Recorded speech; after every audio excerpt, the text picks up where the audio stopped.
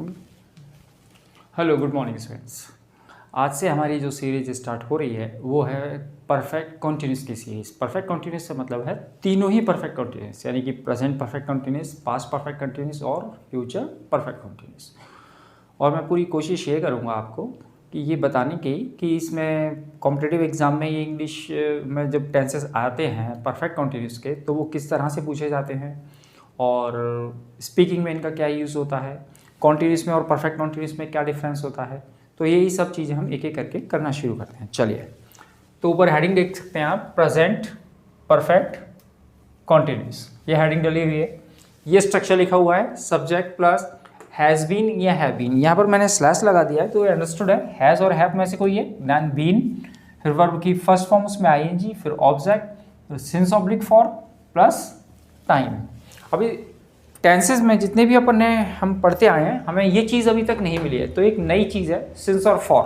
तो पहले तो मैं इसी के बारे में आपको कुछ बताना चाहूँगा, तो पहले हम इसके बारे में देख लेते हैं ये सिंस और फॉर है क्या। सिंस और फॉर, यहाँ पर सिंस और फॉर दोनों का हिंदी मतलब से अगर ले लें, जो हिंदी मीडियम के स्टूडेंट्स हैं बेसिकली तो उनको ही जल्दी समझ में आएगा। जो हिंदी मीडियम के स्टूडेंट्स हैं तो वो यहाँ पर सिंस और फॉर दोनों का मतलब होता है से, जो एक टाइम पीरियड वाले वर्ड को बताने के लिए यूज़ किया जाएगा। सिंस का यूज़ किया जाता है हिंदी और इंग्लिश दोनों में, बताता हूँ मैं आपको। हिंदी मीडियम वाले सुने, सिंस का यूज़ किया जाता है निश्चित समय के लिए।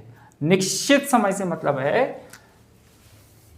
Point of time, point of time. आप सोच रहे होंगे कि सर ये पॉइंट ऑफ टाइम क्या होता है, ये हमारी समझ में नहीं आया, है ना। कुछ बच्चे सोच रहे होंगे कि ये पॉइंट ऑफ टाइम क्या है,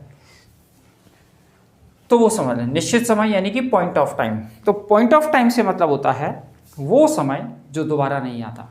हालांकि समय तो दोबारा आता ही नहीं है कोई सा भी।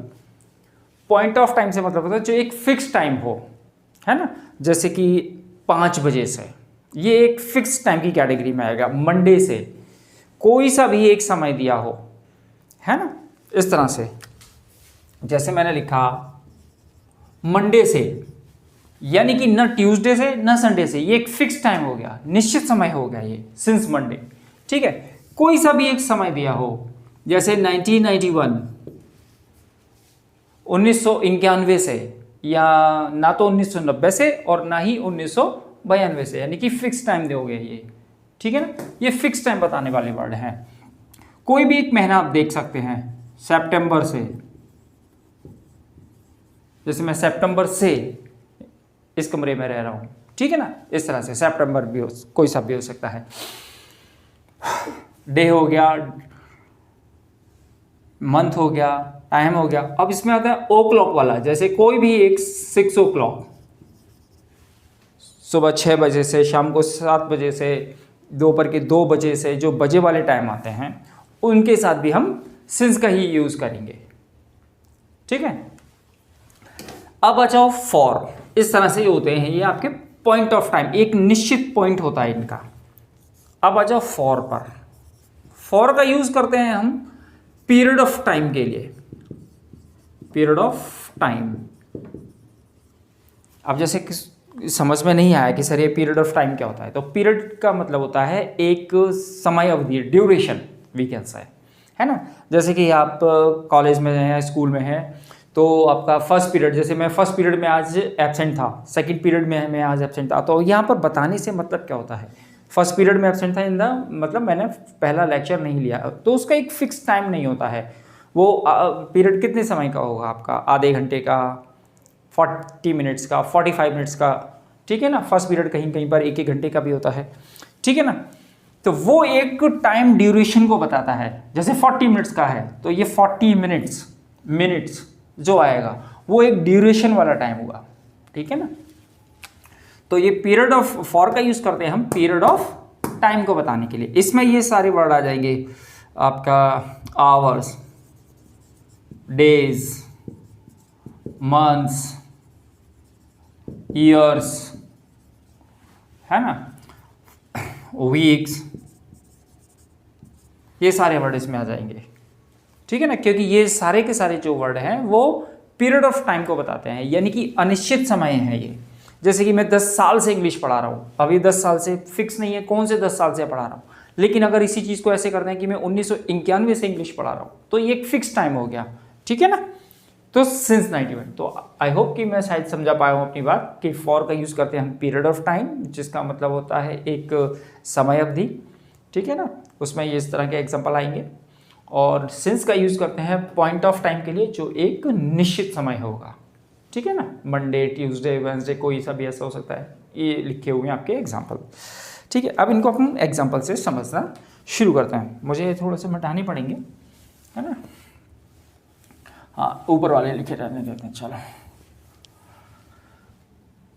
एग्जाम्पल से, हाँ इसकी पहचान और बता दूँ मैं आपको, जैसे हिंदी के सेंटेंस में लास्ट में ही आएगा रहा है, रही है, और याद रखो प्रेजेंट कॉन्टिन्यूस में भी यही पहचान थी, रहा है, रही है, इसमें भी यही है।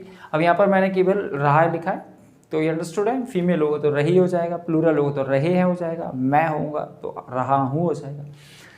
प्रेजेंट कॉन्टिन्यूस और प्रेजेंट परफेक्ट कॉन्टिन्यूस में जो डिफरेंस होता है वो होता है टाइम का।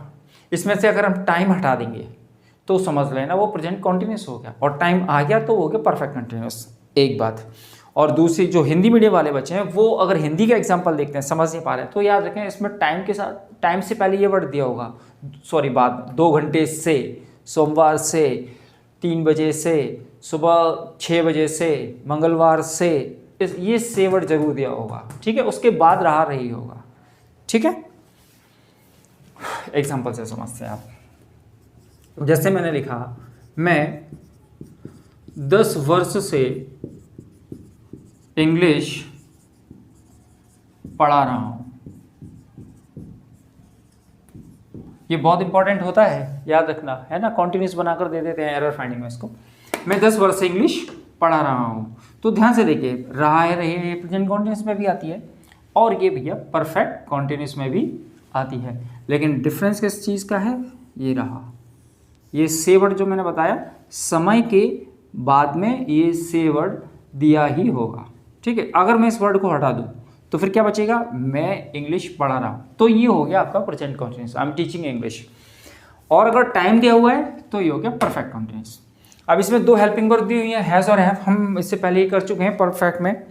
हैज़ सिंगुलर के साथ यूज होगी, आई, यू, वी, दे प्लूरल के साथ हैव यूज होगी, है ना। आप चाहो तो उसको आप यहाँ पे लिख लो, जैसे हैज़ का यूज करेंगे हम ही, शी, इट, और सिंगुलर यानी एक वचन के साथ, और हैव का यूज करेंगे हम आई, यू, वी, दे और प्लूरल के साथ, ठीक है। इसको एक बॉक्स में बंद कर देते हैं, ये आपकी हेल्पिंग वर्ब हो गई। बीन दोनों के साथ लगना है ना, हैज़ आएगा तो हैज़ बीन, हैव आएगा तो हैव बीन। चलिए अभी अपन केवल एफर्मेटिव सेंटेंस के बारे में डिस्कस कर रहे हैं, नेगेटिव इंटरोगेटिव की बात नहीं कर रहा हूँ मैं अभी। तो ये क्या हो जाएगा, आई स्ट्रक्चर, आई के साथ क्या आएगा, ये लिखा हुआ है, आई के साथ हैव आएगा, तो आइए हैव लगा दिया हमने, ठीक है। स्ट्रक्चर से एक एक स्टेप आगे बढ़ना है। सब्जेक्ट हो गया, आई हो गया, आई हैव के बाद बीन, आई हैव बीन। फिर क्या है स्ट्रक्चर में, आईएनजी वाली वर्ब। वर्ब हमेशा मैंने आपको बताया है कॉन्टिन्यूस में रहा रही के बगल में दी होती है। पढ़ाना, पढ़ाना का हो गया टीच, उसमें आईएनजी लगाया, टीचिंग हो गया। उसके बाद क्या दिया हुआ है, ऑब्जेक्ट। ऑब्जेक्ट में क्या हो गया, इंग्लिश,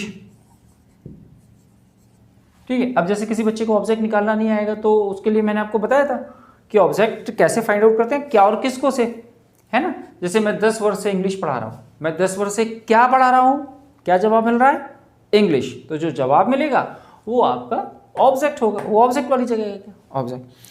अब उसके बाद है आपका सिंस और फॉर। तो सिंस कहाँ आएगा वो मैंने आपको पहले बता दिया, फॉर कहाँ आएगा वो भी मैंने आपको बता दिया। अब ये देखिए 10 वर्ष से, अभी देखिए फॉर वाला जो आपने नोट किया उसमें दिया हुआ है वर्ष मतलब ईयर, ईयर मतलब for 10 years। For a decade भी कर सकते हैं यहाँ पर हम, डिकेड मतलब 10 वर्ष, है ना, फॉर अ डिकेड वो भी किया जा सकता है। एक और एग्जांपल देखते हैं, जैसे कोहली 15, चलो वर्ष का तो हो गया ना एक, तो दूसरा एग्जांपल देखते हैं। कोहली 2005 से क्रिकेट खेल रहा है। परफेक्ट कंटिन्यूस का मतलब समझ में आ गया ना आपको? परफेक्ट कंटिन्यूस का मतलब होता है जो काम पास्ट में स्टार्ट हुआ हो और अभी तक जारी हो। वो कब तक जारी रहेगा ये नहीं पता होता, लेकिन काम अभी जारी होता है। एक बार फिर से, परफेक्ट कंटिन्यूस वो टेंसेस होते हैं, प्रेजेंट परफेक्ट कंटिन्यूस वो टेंस होता है जो पास्ट में स्टार्ट हुआ, बहुत पहले काम स्टार्ट हो चुका है वो, और वो अभी तक चलता आ रहा है। वो काम लगातार अभी जारी है, आज वर्तमान में भी वो काम चल रहा होता है। एग्जाम्पल देखिए, मैं 10 वर्ष से इंग्लिश पढ़ा रहा हूँ, यानी कि अभी 2024 है, मैंने 2014 में पढ़ाना स्टार्ट किया था। वो काम तब स्टार्ट हुआ था और आज भी मैं पढ़ा ही रहा हूँ। ठीक है। कोहली 2005 से क्रिकेट खेल रहा है, यानी कोहली ने 2005 में क्रिकेट खेलना शुरू किया था। ये काम हो गया था शुरू पास्ट में और वो आज भी खेल रहा है। तो ये जो काम पास्ट में स्टार्ट होते हैं और अभी भी जारी होते हैं वो होते हैं प्रेजेंट परफेक्ट कॉन्टिन्यूस। ठीक है। तो कोहली, अब चूंकि कोहली सिंगुलर है तो Kohli has been, Kohli has been हो गया। उसके बाद आईएनजी वाली वर्ब कहाँ होती है? रहा रही के बगल से भी बताया था मैंने आपको। खेलना का हो गया प्ले, उसमें लगाई ING. Kohli has been playing. उसके बाद है ऑब्जेक्ट के लिए भी मैंने वर्ड बताया था, क्या और किसको से प्रश्न करो आप। कोहली क्या खेल रहा है 2005 से? क्रिकेट, तो ये हो गया cricket. Kohli has been playing cricket. अब रुक जाओ, सिंस फॉर। अब चूंकि 2005 से ये फिक्स टाइम हो गया है ना 2004 से, न 2003 से, न 2006 से, ये फिक्स टाइम हो गया, 2005 से ही खेल रहा है वो। तो since 2005 Kohli has been playing cricket since 2005। समझ में आ रही है मेरी बात? ठीक है। अब ये एग्जाम में देखो ये किस तरह से पूछा जाता है। जो एरर फाइंडिंग में पूछा जाता है वो मैं एक क्वेश्चन देता हूं आपको, जरा आप करके दिखाओ। जैसे मैंने लिखा it's raining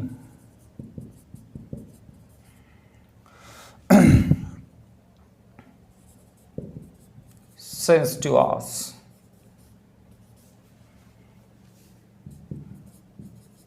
in my village। चलो करेक्ट करें। 30 seconds। You all have 30 seconds, so within 30 seconds this must be done। It's raining since 2 hours in my village।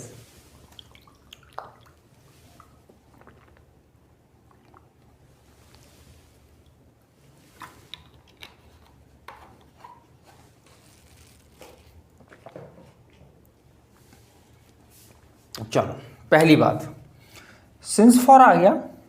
अच्छा मैं आपको एक और चीज़ बता दूं, ये जो सिंस फॉर है ना, जनरली ये बताया जाता है कि इनका यूज़ परफेक्ट कंटिन्यूस होता है। ऐसा नहीं है, इनका यूज़ परफेक्ट में भी होता है, प्रेजेंट परफेक्ट में भी होता है, प्रेजेंट परफेक्ट में भी होता है। ध्यान रखिएगा इसको, ठीक है ना। हालांकि कॉन्टिन्यूस है। सिंस फॉर आ रहा है और आईएनजी वाली वर्ब है तो वो परफेक्ट कॉन्टिन्यूस ही होगा, और परफेक्ट कॉन्टिन्यूस में इस कभी नहीं आता। तो पहली एरर तो ये हो गई, इट चूंकि सिंगुलर है तो हैज़ बीन हो जाएगा। It has been raining. It has been raining since 2 hours। अब ये 2 घंटे से बारिश हो रही है। एक दिन में 24 घंटे होते हैं, है ना। अब वो कौन से 2 घंटे से बारिश हो रही है? सुबह के, शाम के, दोपहर के, रात के। ये क्लियर नहीं हो रहा है अभी सेंटेंस में, यानी कि ये जो टाइम क्लियर ना कर पाए वो, जैसे ये फिक्स हो रहा है 2005 से ही सचिन क्रिकेट खेल रहा है, कोहली क्रिकेट खेल रहा है। हाँ भाई सचिन मेरा फेवरेट है इसलिए वो मेरे मुंह पे रहता है, ठीक है। वो चूँकि कंट्रीज में बताना है ना, Sachin has taken retirement, that's why I can not take his example. हाँ, it has been raining since 2 hours। अब ये चूँकि आवर्स हो गया आपका अनफिक्स टाइम, तो ये हो गया आपका for. It has been raining for 2 hours in my village. तो एरर फाइंडिंग में ये जनरली क्वेश्चन इस तरह से पूछा जाता है, ठीक है।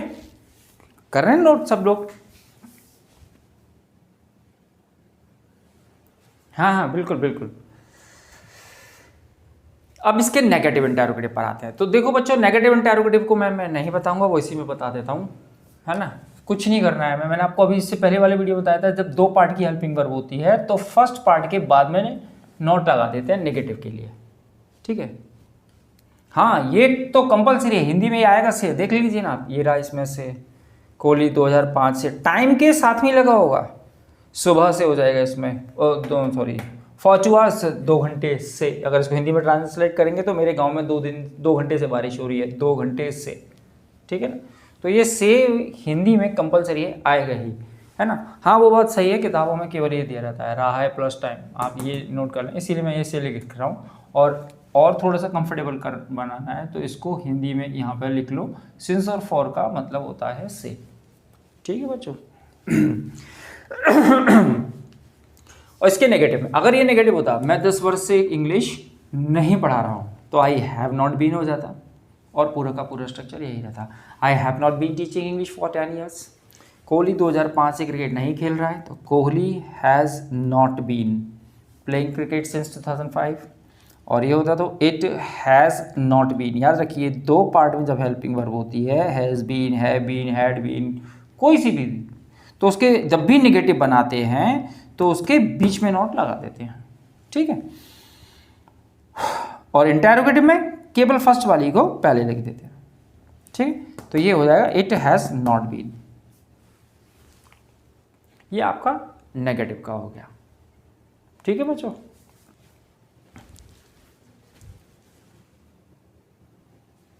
अब इसको हम करेंगे आगे इंटरोगेटिव। नेगेटिव हम कर चुके हैं, ठीक है ना, हैज़ और हैव के बाद में नॉट लगाएंगे। इंटरोगेटिव में भी देख लीजिए, कुछ नहीं कर रहा है, ये जो हेल्पिंग वर्ब है ना हैज़ और हैव, इसको आपको उठाकर सब्जेक्ट से रिप्लेस कर देना है, इसको इधर कर देना है, इसको इधर कर देना है, बाकी सारी चीज़ें ऐसे ही कर देनी है ना। जैसे मैं आपको बता देता हूँ, ये हैज़ और हैव को उठाकर आप इधर लगा दो, हैज़ और हैव, फिर सब्जेक्ट, फिर बीन, आईएनजी वाली, पूरा का पूरा वही। और हिंदी का सेंटेंस इंटरोगेटिव फर्स्ट हमेशा मैंने आपको बताया कैसे स्टार्ट होता है, क्या से, ठीक है ना, यार समझ में। चलो मैं लिख के बता देता हूँ, कोई बात नहीं, मैं बता देता हूँ। जैसे मैंने बोला हैज़ और हैव, ये पहले आ जाएगा, फिर सब्जेक्ट आएगा, और हाँ ऐसा भी कर लो, इसमें नॉट भी लगा लो आप।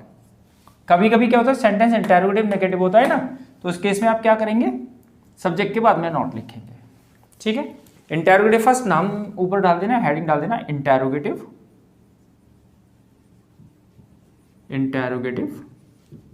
फर्स्ट। इंटरोगेटिव फर्स्ट हमेशा हेल्पिंग वर्ब से स्टार्ट होता है, और हिंदी में वो हमेशा क्या से स्टार्ट होता है, ठीक है। बाकी सब कुछ वही पहचान वगैरह है, एग्जाम्पल से समझते हैं। जैसे मैंने लिखा, क्या आप 2006 से यहाँ काम कर रहे हैं। जैसे मैंने एक सेंटेंस लिखा, क्या आप 2006 से यहाँ काम कर रहे हैं। देखिए टाइम के साथ से आया है ना, ठीक है। आ रही बात समझ। थोड़ा सा भी डाउट हो किसी को तो वो मुझसे पूछ ले, टेंशन लेने की जरूरत नहीं है कि अगर समझ में ना आ रहा हो किसी को तो, ठीक है। क्या आप 2006 से यहाँ काम कर रहे हैं, इंटरोगेटिव फर्स्ट है। तो पहली बात, इंटरोगेटिव फर्स्ट में कभी भी हम क्या की इंग्लिश नहीं बनाते हैं, तो क्या करते हैं फिर हम, तो उसमें हम उसी टेंस की हेल्पिंग वर्ब को सब्जेक्ट से पहले लिख देते हैं। अब चूंकि सब्जेक्ट हमारा यू है तो यू के साथ क्या आएगा, हैव, तो हमने हैव लिख लिया। अब देखो बच्चा यहाँ पे क्या कर देता है, वो यहाँ पर पूरा लिख देता है हैव बीन। मैंने अभी आपको बताया था जब भी 2 पार्ट की हेल्पिंग वर्ब होती है तो जब नेगेटिव बनाते हैं तो उसके बीच में नॉट लिखते हैं, और इंटरोगेटिव बनाते हैं तो केवल पहले वाला पार्ट को हैज़ और हैव ये आगे आ गया। जैसे हैज़ बीन और हैव बीन है तो नेगेटिव हो गया था, तो क्या हो गया था, has not been, have not been. Interrogative में हमने क्या किया, हैज़ और हैव को पहले लिख दिया, सब्जेक्ट से पहले लिख दिया, नॉट और बीन अपनी जगह रहेगा, वो वहीं रहेगा, ठीक है। अब चूंकि नॉट इसमें है नहीं है तो हम भी नहीं लिखेंगे। हैव यू बीन, काम कर रहे हो, have you been doing work, क्या आप 2006 से यहाँ काम कर रहे हैं। हैव यू बीन, या डूइंग वर्क या वर्किंग, डायरेक्ट कुछ भी कर लो, डूइंग वर्क कर लो या working also can be done here. Have you been working ही कर रहे हो, वो ज़्यादा अच्छा है। जब छोटे वर्ड में काम चल रहा है तो फिर क्यों हमें अननेसेसरी दो वर्ड यूज़ करें। Have you been working here for 2006 से, हियर सिंस, फिक्स टाइम हो गया ना, since 2006 and question mark. Error finding में जनरली इसका यही कर देते, मैंने आपको बताया ना, परफेक्ट कंटिन्यूस की जो एरर फाइंडिंग होती है उसमें या तो कॉन्टिन्यूस में कन्वर्ट कर देते हैं या फिर इधर सिंस फॉर की एरर होती है, ये कभी नहीं होती, ऐसी छोटी सी एरर नहीं आती है। अब एक नेगेटिव इंटरोगेटिव का देख लो, क्या रवि आपको कई दिनों से नहीं पढ़ा रहा है? क्या रवि आपको कई दिनों से नहीं पढ़ा रहा है? तो देखिए नहीं आ गया तो नेगेटिव हो गया, क्या आ गया तो इंटरोगेटिव हो गया। इसे अभी इंटरोगेटिव फर्स्ट ही कहते हैं, अननेसेसरी कुछ और बोलने की जरूरत नहीं है। क्या कि इंग्लिश बनेगी नहीं, क्योंकि रवि कैसा सब्जेक्ट है, सिंगुलर है, तो सिंगुलर के साथ हम लगाते हैं हैज़, उसके बाद हमने लगाया रवि, हैज़ रवि। अब चूंकि ये नेगेटिव है तो नॉट कहाँ लगेगा, सब्जेक्ट के बाद में, सब्जेक्ट के बाद नॉट, फिर आएगा बीन, नॉट बीन, उसके बाद आईएनजी वाली फॉर्म, आईएनजी वाली रहा रही के बगल में, पढ़ाना। अभी बताया था ना कि रहा है जो पहचान दी हुई है रहा रही, उसके बगल में होती है वर्ब, ठीक है ना। जैसे काम करना, रहा रही के बगल में काम करना, ये दी हुई थी, तो ये हो गया टीच, उसमें आईएनजी लगाया, टीचिंग। उसके बाद है ऑब्जेक्ट, ऑब्जेक्ट के लिए क्या, क्या रवि आपको नहीं कई दिनों से नहीं पढ़ा रहा है, इसमें ऑब्जेक्ट दिया नहीं है, डायरेक्ट ऑब्जेक्ट नहीं दिया हुआ, डायरेक्ट इनडायरेक्ट ऑब्जेक्ट दिया हुआ है आपको। क्या और किसको, दो वर्ड बोले थे मैंने, किसको नहीं पढ़ा रहा है रवि, आपको, यानी इनडायरेक्ट ऑब्जेक्ट दिया हुआ है। तो has Ravi not been teaching you कई दिनों से, ये आ गया कई दिनों से। परफेक्ट कंटिन्यूस को तो टाइम दिया हुआ है, यही वर्ड शो कर रहा है कि ये परफेक्ट कंटिन्यूस, तो कई दिनों से, तो फॉर, अभी कई दिनों से कोई फिक्स टाइम नहीं है ना, कई दिनों से मतलब 10 दिन से, 12 दिन से, 15 दिन से, फिक्स टाइम नहीं है, हाँ। वो भी मैंने थोड़ी देर पहले लिखा भी था, वो डेज के साथ है, दिन, डे, फॉर के साथ में है डेज, यू फॉर कई दिनों से, for many days, for several days, many days, कुछ भी लिख लीजिए। Has Ravi not been teaching you for many days, ठीक है। इसको आप चाहो, ये मैं आपको हर बार बताता हूँ, फिर भी टेस्ट में संडे को सबने गलत किया था, सबने नहीं मतलब ऑलमोस्ट 90% ऑफ स्टूडेंट्स। नॉट को हम इसके साथ में अटैच कर सकते हैं ना, तो हैज़ नॉट रवि ये ना लिखते हुए इस नॉट को हम इसके साथ में, और इसकी हम शॉर्ट फॉर्म लिख देंगे हैज़न्ट रवि। याद रखो एग्जाम में यही आता है, ऐसे ही चलते हैं, आप लिटरेचर पढ़ेंगे जब भी तो आपको ऐसे ही मिलेंगे, इस तरह के नहीं मिलेंगे, ठीक है। तो hasn't Ravi been teaching you for many days, ऐसे रहेगा, ठीक है। चलिए अब आ जाओ क्वेश्चंस वर्ड। क्वेश्चंस वर्ड में क्या करते हैं हम, क्वेश्चंस वर्ड में WH, ये हेल्पिंग वर्ब से पहले बस क्वेश्चंस वर्ड आ जाएगा, WH वर्ड, ठीक है ना, वो आ जाएगा। उसके बाद फिर ये पूरा स्ट्रक्चर, बाकी सब कुछ वही। और हिंदी का सेंटेंस में अब क्या से स्टार्ट नहीं होगा। मैंने आपको पहले भी बताया कि इंटरोगेटिव दो प्रकार के होते हैं, जो एक क्या से स्टार्ट होते हैं और दूसरे वो क्वेश्चंस वर्ड वाले सेंटेंस जिनके हिंदी की सेंटेंस के बीच में क्वेश्चंस वर्ड आते हैं।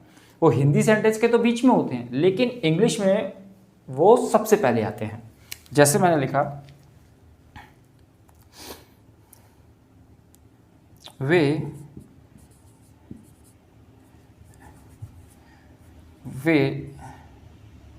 सोमवार से क्लास में क्यों आ रहे हैं, क्यों आ रहे हैं, है ना। क्यों आ गया, क्वेश्चंस वर्ड है, जैसा कि नाम से ही पता चलता है। इंटरोगेटिव, इंटरोगेटिव मतलब प्रश्न किया जाता है।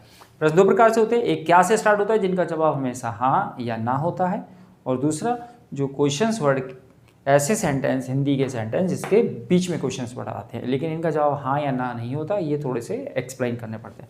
वे सोमवार से क्लास में क्यों आ रहे हैं, सपोज ये मैं आपसे पूछ रहा हूँ कि वे क्लास में सोमवार से क्यों आ रहे हैं या क्यों नहीं आ रहे हैं, ठीक है ना। तो this is also a kind of question. तो क्यों की इंग्लिश सबसे पहले, वाई, ठीक है, क्वेश्चंस वर्ड हो गया। उसके बाद इन दोनों में से एक, अब इसमें हैज़ लगाएं या हैव लगाएं तो इससे बच्चा कंफ्यूज हो जाए, तो यहाँ पर ना देखकर आपको यहाँ सब्जेक्ट को देखना है। सब्जेक्ट क्या है यहाँ पर, वे, तो वे प्लूरल हो गया तो प्लूरल के साथ आएगा have. Why have they not है क्या इसमें? नॉट नहीं है तो हम भी स्किप कर देंगे, बीन पहुंच जाएंगे सीधा। वाई हैव दे बीन, फिर आ रहे हैं verb coming here, coming, class में, in the class, in the class, सोमवार से, सिंस मंडे। अब ये फिक्स टाइम हो गया ना, सिंस मंडे, ये तो मैंने लिखा ही था ये वाला वर्ड, सिंस मंडे, सिंस में लिखा हुआ है ना, since Monday. And question mark also, आ गया समझ में? तो ये हमारे हो गए आपके क्वेश्चन वर्ड वाले सेंटेंसेस। हाँ, स्पीकिंग में ऐसा हो जाता है कि आप इसको क्वेश्चन वर्ड बोल दें, इसी वाले सेंटेंस को, why they have been coming here, that also can be spoken. It doesn't matter. As far as speaking is concerned, that is quite different from English grammar. While solving English grammar questions, you need to be alert. But in case of speaking, we have to express our thoughts. We have to tell someone who is standing in front of us, and we have to inform him our whatever we want to say him, that he should understand. It doesn't matter because he is not looking for grammar here, and he wants to understand whatever you want to say to him. Is that clear?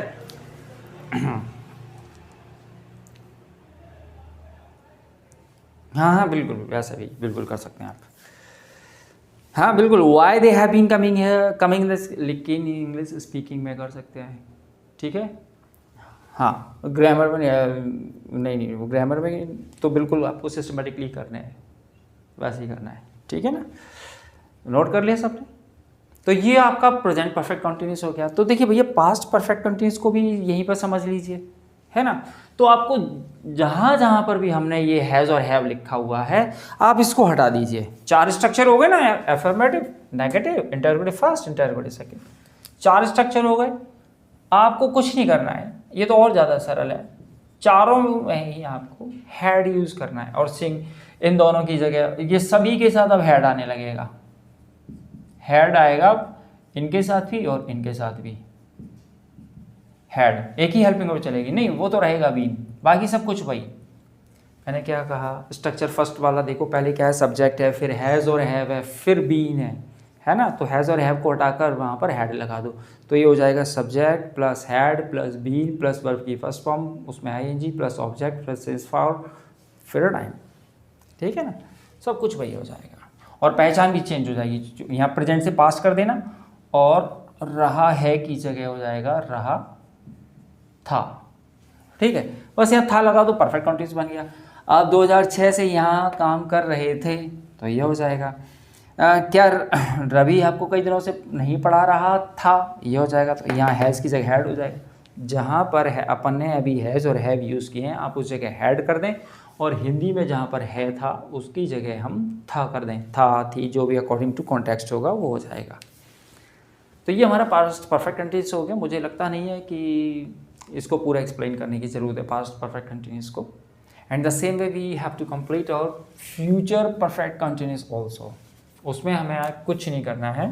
Future perfect continuous में आपको shall have been तो लिखा ही हुआ है, इसको आप ऐसा कर लीजिए। ये क्वेश्चन थोड़ा हटा देता हूँ मैं, स्ट्रक्चर फर्स्ट वाले का लिख देता हूँ।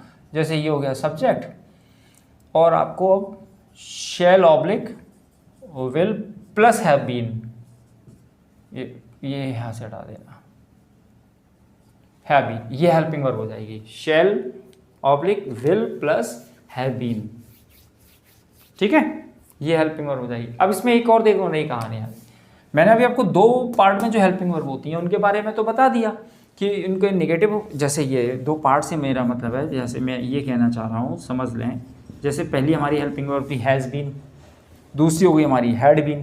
पहले हैज़ बीन और हैव बीन थी, दूसरी हो गई हमारी हैड बीन। तो ये 2 पार्ट वाली हेल्पिंग वर्ब हो गई। तो इनके बीच नेगेटिव बनाना है, तो इनके बीच में नॉट लगा दिया था अपन ने।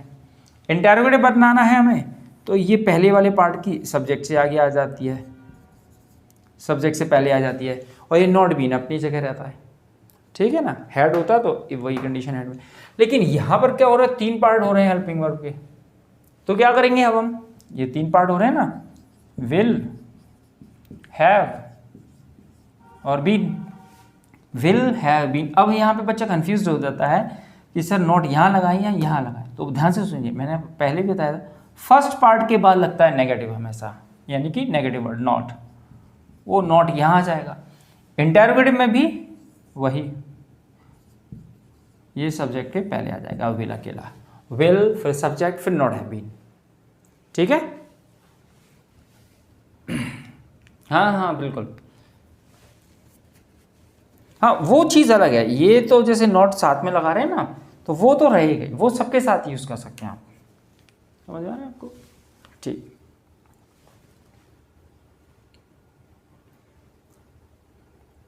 हाँ बिल्कुल लगा सकते हैं, ऐसे भी कर सकते हैं आप, नॉट में भी। एक्चुअली में वो इसलिए रहता है कि जनरली लोग इसी तरह से बोलते हैं नॉट को शॉर्ट फॉर्म में लगाकर, हैज़ रवि नॉट बीन, ऐसे नहीं बोला जाता, हैज़न रवि बीन, जनरली ऐसे चलेगा, इसलिए आपको बताया जा रहा है। और आप रीडिंग करेंगे, कहीं बुक में मिल गया तो आप कंफ्यूज ना हो जाएं कि ये नॉट स्टार्टिंग में कैसे आ रहा है। बस इतना याद रखना है कि ये नॉट जब आगे लगेगा तो वो शॉर्ट फॉर्म में लिखा जाएगा, हैज़ नॉट आप नहीं कर सकते हैं, हैज़न्ट रवि बीन, ऐसे ही करना होगा आपको।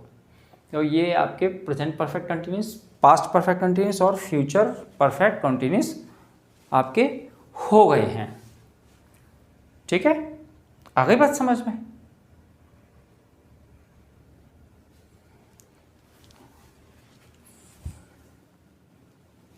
अब मैं आपको कुछ चीज़ें बता रहा हूँ जो परफेक्ट कॉन्टिन्यूस के बारे में समझ लीजिए। हैज़ बीन और हैव बीन के साथ ही इन चीज़ों को थोड़ा सा अच्छे से समझ लीजिए। ये इंग्लिश स्पीकिंग में भी आएगा, जनरली यूज़ होता है, और अनसीन पैसेज जब हम करते हैं तब ये उसमें अक्सर मिलते हैं, तो इन चीज़ों को भी समझ लो। अब इसको देखो, ये परफेक्ट कंटिन्यूस को की दूसरा रूप है, ये समझ लीजिए।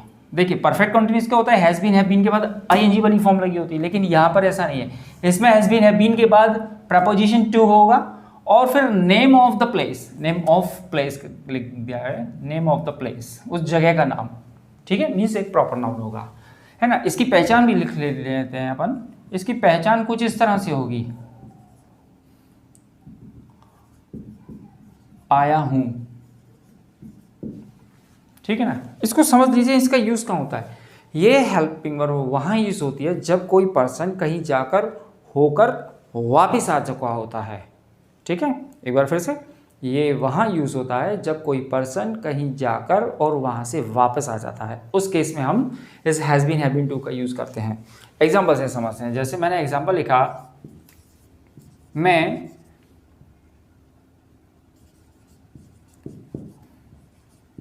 अयोध्या 2 बार हो आया हूँ। अब देखिए, मैं अयोध्या 2 बार हो आया हूँ। ठीक है, तो कैसे होगा, आई हैव बीन टू, ये टू प्रपोजिशन जरूर आएगा। I have been to Ayodhya, Ayodhya twice, I have been to Ayodhya twice, मैं अयोध्या 2 बार हो आया। और नेगेटिव इंटरोगेटिव का वही फॉर्मेट है। नेगेटिव होगा तो I have not been to Ayodhya twice. Interrogative, क्या मैं अयोध्या 2 बार हो आया हूँ, तो have I been to Ayodhya twice. मैं 2 बार अयोध्या क्यों हो आया हूँ या कब हो आया हूँ, कब हो आया हूँ, तो when have I been to Ayodhya twice, question mark. ठीक है, लो एग्जाम्पल देख लो। क्या आप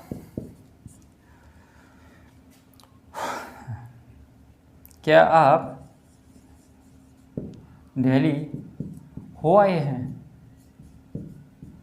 क्या आप दिल्ली हो आए हैं। अब बेटा, अब आप देखो सब्जेक्ट चेंज हो गया ना, या सब्जेक्ट आई होगा तभी तो आया हूँ हो जाएगा। क्या आप दिल्ली हो आया है, ऐसे हो जाएगा। फिर वो आया हूँ, वो थोड़ी, ये तो सब्जेक्ट के अकॉर्डिंग है। आया हूँ, आए हो, है ना, लड़की है तो आई हो, ऐसे हो जाएगा। वो अंडरस्टूड है ये चीज़। तो इंटरोगेटिव में तो have you been to Delhi, और कुछ है, क्या आप दिल्ली हो आए हो। ठीक है, have you been to Delhi, क्या आप दिल्ली हो आए हो। हाँ बिल्कुल, बस अब इसको ये समझना है, ये परफेक्ट कंटिन्यूस नहीं है, ये परफेक्ट कंटिन्यूस की हेल्पिंग और इसमें जरूर यूज हो रही है ना, लेकिन परफेक्ट कंटिन्यूस नहीं। परफेक्ट कंटिन्यूस क्या होता है, जो काम पास्ट में स्टार्ट हुआ हो और अभी प्रेजेंट में चल रहा हो। अब इसको देखो, मैं अयोध्या 2 बार हो आया हूँ, मतलब वो काम फिनिश करा है ना, अभी वो जारी तो नहीं है कि मैं अयोध्या जा तो रहा ही नहीं, वो काम हो चुका है। परफेक्ट कंटिन्यूस वो होता है जो काम पास्ट में स्टार्ट होता है और अभी प्रेजेंट में भी वो चल रहा होता है। इसमें आप देख लो क्या वैली हो या इसमें काम फिनिश हो चुका होता है, तो उस फिनिश्ड वर्क को हम इस तरह से बताते हैं। दूसरी बात, इंग्लिश में कैसे पहचानेंगे, तो उसमें हैज़ बीन और हैव बीन के बाद आईएनजी वाली फॉर्म होगी और इसमें हैज़ बीन और हैव बीन के बाद टू प्लस एक जगह का, यहाँ पर नेम ऑफ द प्लेस मतलब किसी एक जगह का नाम होगा, जैसे कि ये Ayodhya name of the place, Delhi name of the place, ऐसे एक जगह का नाम दिया होगा। ठीक है, हाँ पास्ट में भी होगा, बिल्कुल होगा। मैं उसके घर कई बार हो आया था, इस तरह से, तो आई हैड बीन ऐसे हो जाएगा। ठीक है, क्या आप दिल्ली हो आए थे, तो हैड यू बीन।